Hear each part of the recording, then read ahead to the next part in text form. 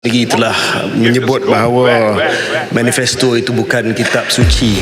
Bahawa mengikut sains, there is no safe minimum threshold for smoking a cigarette.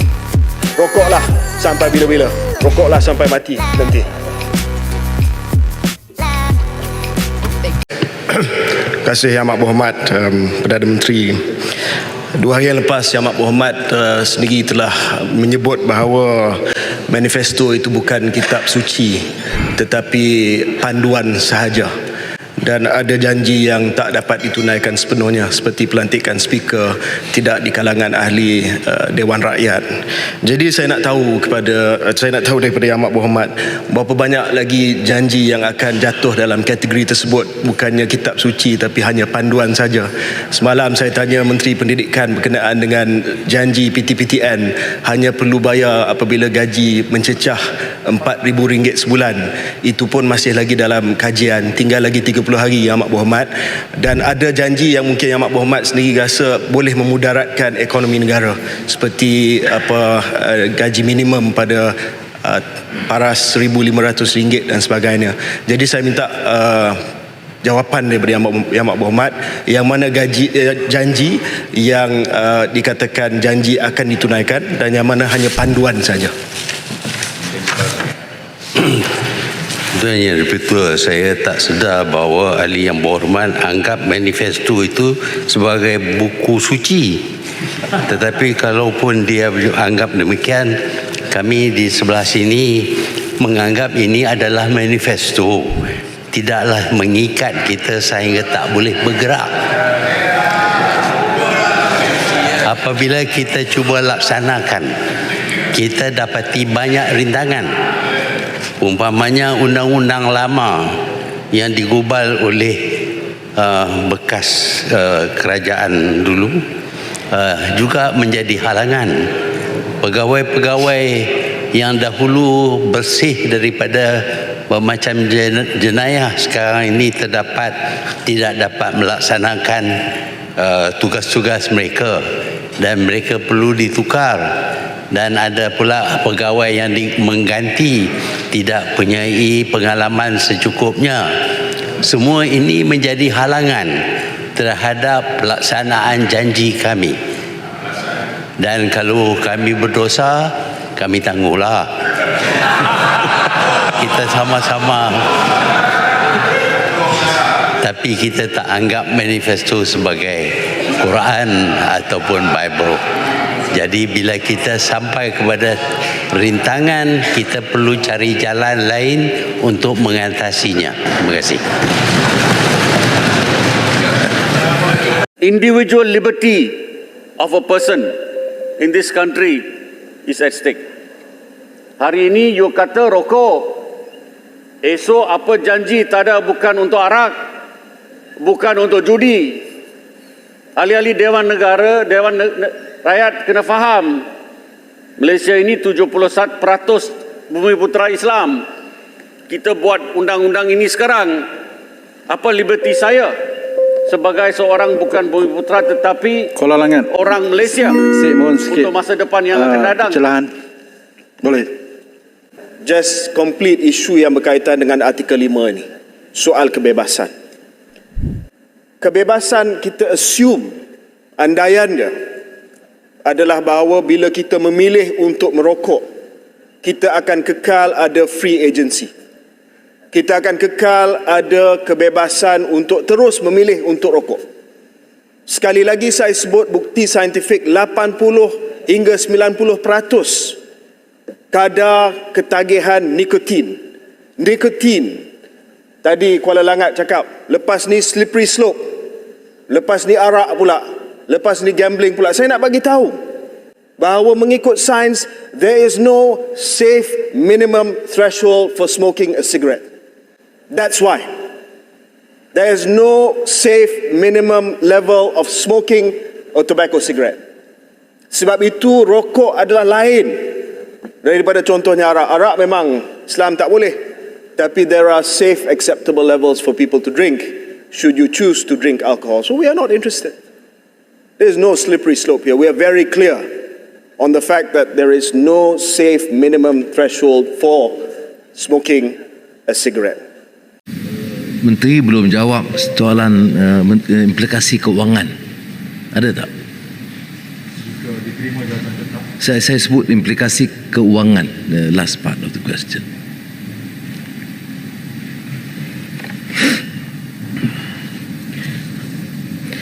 Daripada 10,583 pegawai yang telah tamat tempoh khidmat wajib, 4,186 pegawai telah pun dinilai dan boleh diperakukan kepada Jabatan Perkhidmatan Awam untuk lantikan tetap.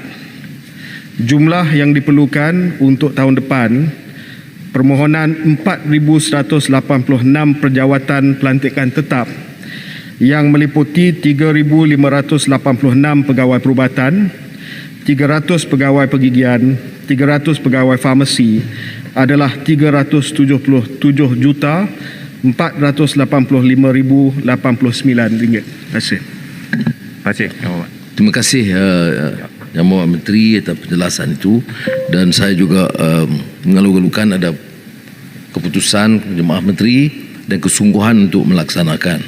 Cuma yang di-Pertua, saya nak jelaskan di sini bahawa seluruh persiaran darurat dan belanjawan adalah terkait COVID-19, dan belanjawan yang kita luluskan termasuk belanjawan khas dan tambahan COVID itu mencecah puluhan bilion ringgit. Dan kelompok ini adalah kelompok barisan hadapan, dan keluhan mereka itu telah berlarutan. Sebab itu kita mendesak kerajaan supaya memberikan keadilan kepada mereka, melantik mereka secara tetap, dan implikasi keuangan itu saya tidak fikir menjadi satu alasan musabah, kerana ketirisan dan kebocoran termasuk perbelanjaan kita rasa tidak berfaedah masih berterusan. Jadi saya ingin mendapat pengesahan daripada Menteri, sementara ada sedikit kemajuan terpelantikan untuk tahun depan, pelantikan tetap. Saya mau jaminan Menteri bahawa jawatankuasa ini akan mencadangkan kaedah pelaksanaan melantik 10,500 secara tetap. Terima kasih. Ya. Pendirian saya dengan Yang Berhormat Tun Bangkang tidak jauh beza yang di-Pertua. Sekarang ini kita melihat daripada 10,000 berapa ramai yang diperlukan dari segi unjuran keperluan Kementerian Kesihatan Malaysia, dan saya rasa pendirian saya juga menghampiri Ketua Pembangkang yang apa yang diperlukan perlu dilantik secara tetap. Ini adalah kerana perokok yang mati akibat komplikasi penyakit akan digantikan dengan perokok di kalangan generasi muda. Pendekatan serta kawalan sedia ada akan terus menyebabkan peratusan perokok menurun dengan sedikit, dan hasrat untuk mencapai sasaran kepada generasi penamat generational endgame for tobacco menjelang tahun 2040 tidak akan tercapai. Saya nak bagi tahu bahawa di bawah peruntukan ini, yang sedang merokok secara sah usia 18 tahun ke atas, kita tak kacau. Rokoklah sampai bila-bila. Rokoklah sampai mati nanti. Ya, kita tak kacau. Ini hanya adalah untuk generasi yang baru. Pelindungan kepada generasi yang baru. Bagi mereka yang sedang merokok, merokoklah. Walaupun kita minta supaya mereka berhenti. Kita perhebatkan program-program penamatan merokok. Tapi kalau mereka nak rokok juga, rokoklah. Tidak ada apa-apa yang boleh kita buat melainkan larangan di tempat-tempat tertentu dan sebagainya. Tapi ini adalah untuk generasi baru. The minister said that just now. Dia kata kalau kita tahu 50 tahun dulu kesan merokok ini begitu dahsyat sekali, we wouldn't have allowed this to happen until today. Saya ingin bertanya, macam mana negara-negara barat sudah beratus-ratus tahun dah sejarah mereka, tapi perbuatan merokok ni terus berlaku. Tidakkah mereka sedar bahawa selama ini telah sampai satu masa mereka menyedari bahawa ini adalah satu perbuatan yang sangat harmful kepada rakyat. Terima kasih. Ahli Yang Berhormat daripada Pasir Salak, terima kasih. Jangan kita ambil mudah, jangan kita underestimate kuasa yang ada di sebalik industri merokok. 6 syarikat terbesar tembakau di dunia, keuntungan mereka setiap tahun adalah hampir 60 bilion US dollar. This is the kind of people that we are up with. Negara-negara berdepan dengan lobby yang begitu besar. Ini bukan soal penjualan biasa-biasa untuk mereka. Ini adalah penjualan berbilion-bilion US dollar yang bergantung kepada seorang individu itu ketagih sepanjang hayat. Their business plan is not for you to smoke one cigarette, but it is for you to smoke for the rest of your life dengan izin. Sebab itulah susah sangat untuk kita membawa kepada kawalan tembakau yang ketat dan yang ampuh. New Zealand, ramai yang kata tak pernah dibuat dan sebagainya. Saya nak merakamkan ucapan tahniah kepada kerajaan New Zealand.